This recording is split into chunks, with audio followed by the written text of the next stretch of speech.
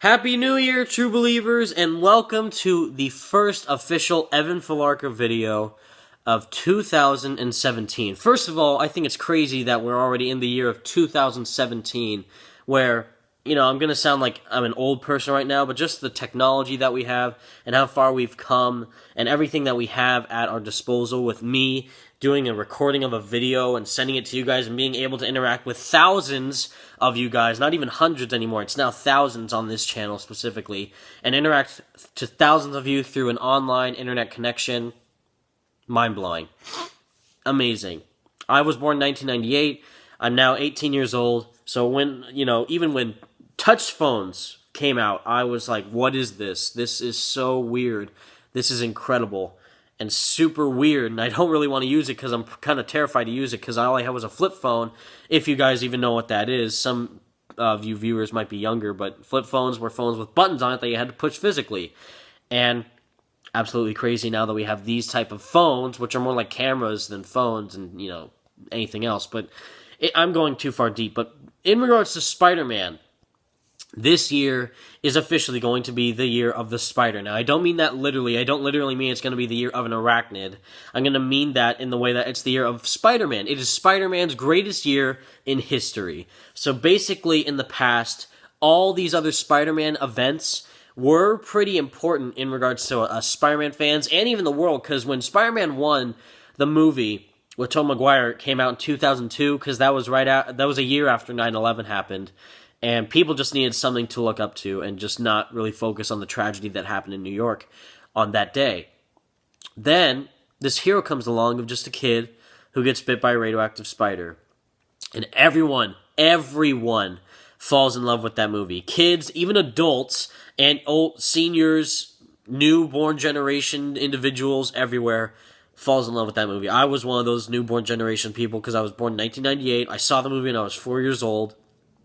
Lost it. So you can imagine how important Spider-Man is to me. And with the following years, with a great trilogy of movies, to a brief hiatus of no movies for 5 years without any more Spider-Man movies, to a resurgence of Spider-Man with the Amazing Spider-Man series, it's been a wild ride for this character. And then also with games as well, we've had great titles: Spider-Man 2, Ultimate Spider-Man, Web of Shadows, Shattered Dimensions. I'm going to put Amazing Spider-Man 1 in there because I personally think that's a good game. And then, of course, we've had some lows or some, not as goods, because I've never hated or disliked anything Spider-Man related. You could call me a Spider-Man super fanboy, which you can definitely tell from my videos. But in regards to liking movies or games, I love Spider-Man 1. That's my favorite Spider-Man movie of all time. Loved Spider-Man 2, liked Spider-Man 3, really liked The Amazing Spider-Man 1, and liked The Amazing Spider-Man 2.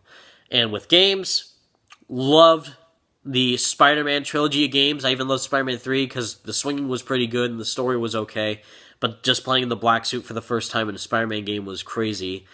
And with Shattered Dimensions and Web of Shadows, awesome games, just the stories in those games rival those of the movies. I think either Shattered Dimensions or Web of Shadows should be turned into a movie at least. I want to see some aspect of Web of Shadows be turned into a movie at one point or another. Just basically do what the Chitauri did in the Avengers with the Invasion, but with symbiotes and with Venom.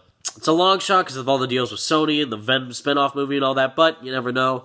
Just dreaming here. And then, the Amazing Spider-Man movies happen, or I should say series, not a trilogy, but we got those, and then 2015, we got the announcement that Spider-Man was going to be in the Marvel Cinematic Universe. Minds were blown, people were freaking out.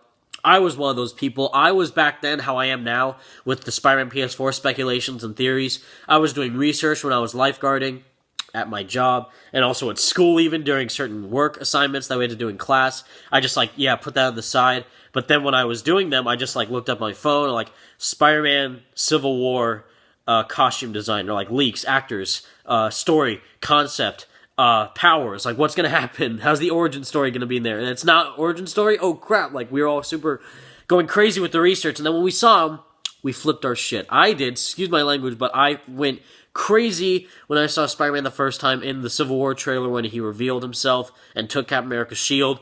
I didn't cry. I was just so excited.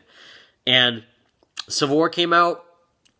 giddy as a schoolgirl, and that scene where Peter's talking to Iron Man at his house, talking about, standing up for the little guy, and, bad things happen, and when they happen because of you, it's all on you. And just that whole conversation with Peter and Tony, that brought a tear to my eye. That was a great, great, great scene between those two characters. Now we have a future Spider-Man.